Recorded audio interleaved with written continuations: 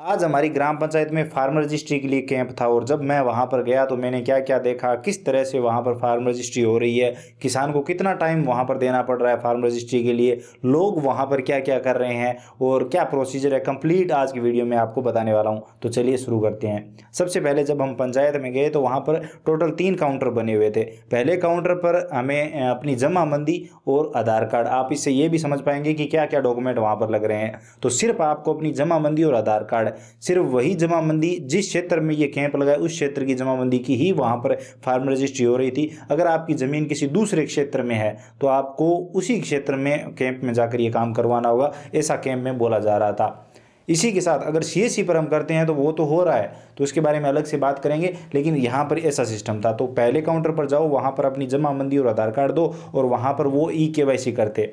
E-KYC करने के बाद एक एंट्री की जाती और वहाँ पर अपने आपके नंबर वगैरह लिखे जाते। उसके बाद पटवारी के पास दूसरे काउंटर पर जाते, वहाँ पर वो हमारी फार्म रजिस्ट्री करते जिसमें आधार OTP लिया जाता। ई-केवाईसी में भी आधार OTP लिया जाता और जब पटवारी भी फार्म रजिस्ट्री कंप्लीट कर देते तो वहाँ पर भी आधार OTP लिया जाता। तो इसका मतलब ये है कि आधार कार्ड में जो मोबाइल नंबर लिंक है किसान का, वो फ़ोन भी आपको साथ में लेकर जाना होगा।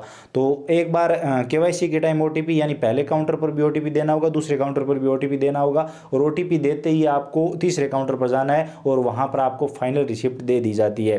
तो टोटल इसमें 5 मिनट का टाइम नहीं लगता अगर फटाफट काम होता है और उनका सर्वर इतना सही चल रहा था कि तुरंत काम हो रहे थे। अगर मैं आपको बताऊं तो हमारे यहाँ पर 3 गांवों की पंचायत है और काफ़ी लोग थे, ज़्यादा नहीं कह सकते, लेकिन फटाफट ही काम हो रहा था तो भीड़ नहीं हो रही थी।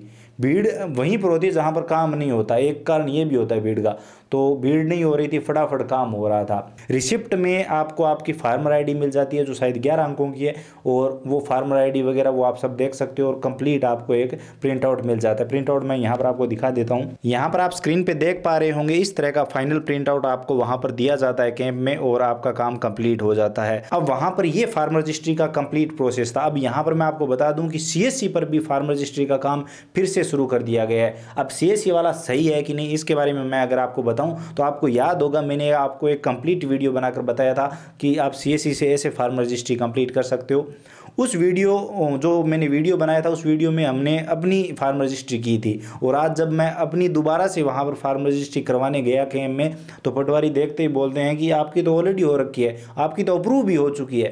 अगर आप कैंप में फार्म रजिस्ट्री करवाते हो और उसके बाद अगर स्टेटस चेक करते हो तो वो पेंडिंग दिखाई देगी, लेकिन मेरी फार्म रजिस्ट्री वहाँ पर ऑलरेडी अप्रूव दिखाई दे रही थी और सारा काम वहाँ पर कंप्लीट दिखाई दे रहा था। इसका मतलब हमारी फार्म रजिस्ट्री बिल्कुल सही हुई थी। हालांकि CSC से फाइनल पेमेंट नहीं कटा था, इसके बावजूद वो फार्म रजिस्ट्री कंप्लीट थी। वहाँ पर एक और कमाल की चीज़ मैंने देखी, लोग क्या सोचते हैं कि सरकार इस फार्म रजिस्ट्री से जानना चाहती है कि हमारे पास कितनी ज़मीन है, तो हम अपनी पूरी ज़मीन के बारे में नहीं बताएंगे। फार्म रजिस्ट्री तो करवा लेंगे ताकि हमारा PM किसान सम्मान निधि योजना का पैसा नहीं रुके, फसल बीमा का पैसा नहीं रुके, तो हम फार्म रजिस्ट्री करवा लेते हैं, लेकिन एक ज़मीन कोई लगा देते हैं। मान लीजिए किसान की 5 जगह पर ज़मीन है तो कोई एक जमाबंदी दे देते हैं ताकि हमारी फार्म रजिस्ट्री भी हो जाएगी और बाकी ज़मीन भी बच जाएगी। तो कहीं ना कहीं किसानों की ये भी सोच है। तो जहाँ तक मेरी राय है, आप कंप्लीट अपनी ज़मीन दीजिए ताकि बाद में आपका कोई काम बकाया ना रहे। हो सकता है जिस ज़मीन की आप जमाबंदी नहीं दे रहे हो सकता है फसल बीमा में वो रुक जाए और आधार कार्ड से आने वाले टाइम में ऐसा कोई सिस्टम हो जाएगा, आधार नंबर लगाते ही ज़मीन आपकी आ जाएगी तो वो ज़मीनें न दिखाई दे जिसकी आपने फार्म रजिस्ट्री नहीं करवाई है और आपको बाद में दिक्कत आए, बाद में ये कर्मचारी आपको ढूंढने पड़े और आप पीछे पीछे घूमकर ये फार्म रजिस्ट्री करवाओ।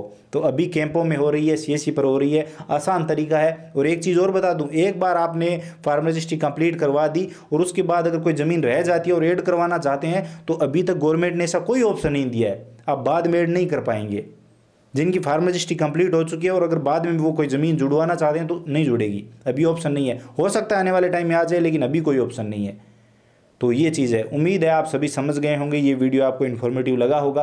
अगर आप फार्म रजिस्ट्री करवाना चाहते हैं तो आपके क्षेत्र में जब भी कैंप लगे या फिर लग गया होगा तो आप फटाफट वहाँ पर जाकर करवा लीजिए। 4 से 5 मिनट का टाइम लगता है और तुरंत आपका काम हो जाता है। गवर्नमेंट अगर कर रही है तो कुछ ना कुछ अच्छा होगा, या फिर अगर सभी करवा रहे हैं तो आपको ज़रूर करवाना चाहिए। अगर नहीं करवाएंगे तो आपको आने वाले टाइम में दिक्कत आएगी। तो ये है, मैंने आपको बता दिया है, आधार कार्ड और जमाबंदी लेकर जाना है कैंप में और आपका काम हो जाएगा। अगर आपको ये वीडियो पसंद आया तो लाइक करिए, अपने दोस्तों के साथ शेयर करिए, चैनल पर नए हो तो सब्सक्राइब करके घंटी का बटन दबा लीजिए ताकि आने वाले सभी वीडियो और नई नई अपडेट आप सबसे पहले देख पाएं। इसके अलावा अगर आपके मन में कोई भी सवाल सुझाव है, आप और कुछ भी जानना चाहते हैं, बताना चाहते हैं तो बेझिझक कमेंट सेक्शन में लिखिए, हम जरूर बात करेंगे। चलिए मिलते हैं अगले वीडियो में नई अपडेट के साथ।